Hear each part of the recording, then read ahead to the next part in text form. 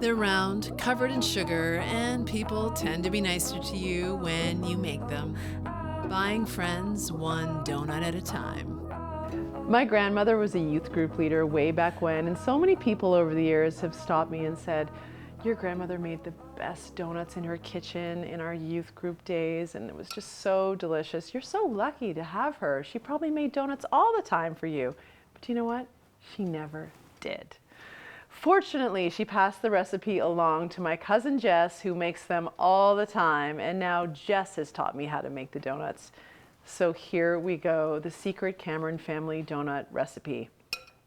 Starting with some eggs, and I have a nice big pan. Don't have one quite big enough, but it's filled with oil and it's nice and hot.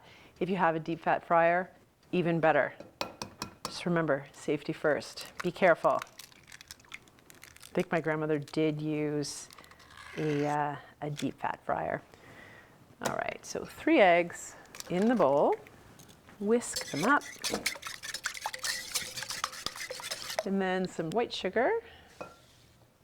We have a 1.5 cups.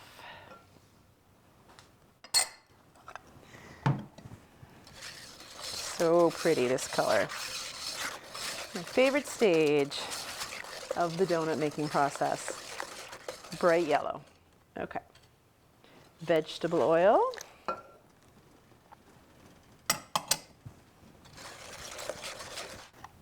We just need a splash of vanilla. And add a little splash of lemon essence if you have that as well. This is just the most gorgeous lemony color, and I'm just thinking now you should just embrace the yellow. Okay. At this stage, remove the whisk, and I'm just gonna place a sieve right on top. You could do this in a separate bowl, but I find it a little easier just to do it all in one bowl. Get flour here, about 5 cups, plain flour. Try to squeeze as much as possible into the sieve. There we go. Now to the flour, add some cream of tartar and some baking soda. And this is why it's very important to sieve, because you don't want a little mouthful of cream of tartar, baking soda, or salt for that matter. Okay, so let's just give these a stir so they equally distribute. Before you go too far, let's add a little nutmeg.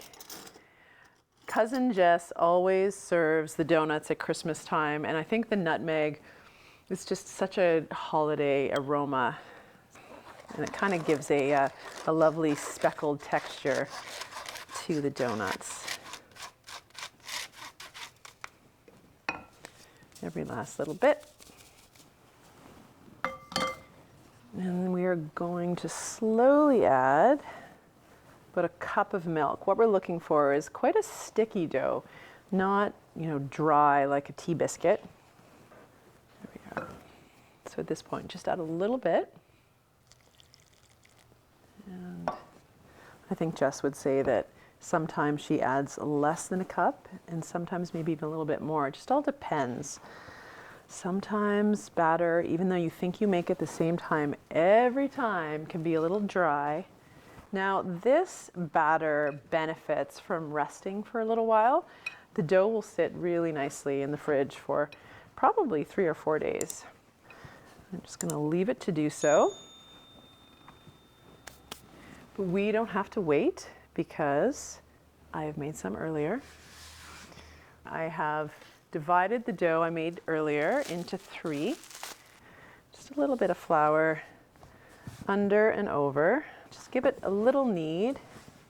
Yeah, as it sits, it really becomes quite elastic. And so nice.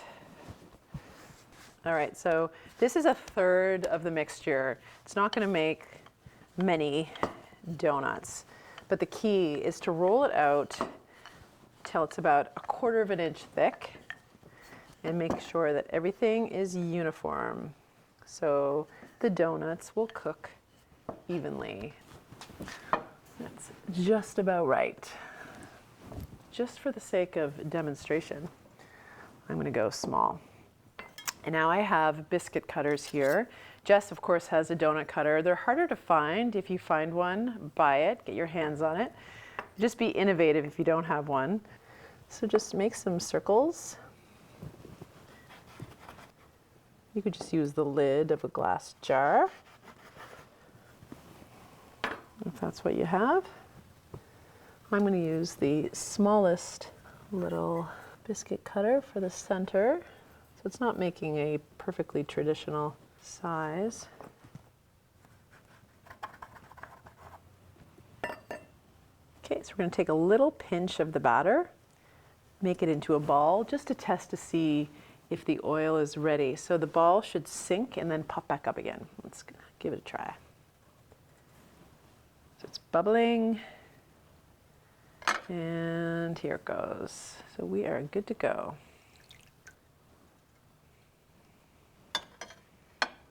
Okay.